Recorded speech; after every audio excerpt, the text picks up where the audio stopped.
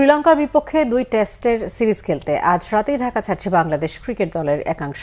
এই সিরিজ দিয়ে শুরু হচ্ছে আইসিসি টেস্ট চ্যাম্পিয়নশিপের চতুর্থ চক্র।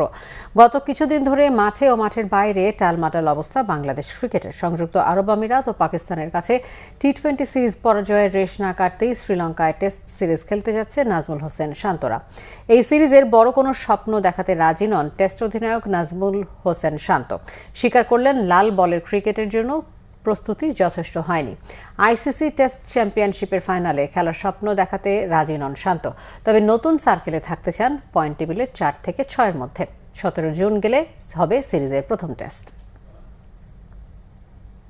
এর আগের সার্কেলে আমরা একটা ম্যাচ জিতেছিলাম, গত সার্কেলে আমরা 4টা ম্যাচ জিতেছি। সো আমাদের একটু ইমপ্রুভ হয়েছে। সো টার্গেট থাকবে যে এই সার্কেলে কিভাবে আরো 2-3টা ম্যাচ বেশি জিততে পারি। সো যদি আমরা এভাবে ছোট ছোট চিন্তা করে আগাতে পারি, কেননা একটা সময় হয়তো বাংলাদেশ টিমও একদিন ফাইনাল খেলবে। বাট খুব ইম্পর্টেন্ট যে আমরা এই বছর, এই নেক্সট 2 বছরের মধ্যে গত বছরের থেকে কিভাবে বেটার রেজাল্ট করতেছি।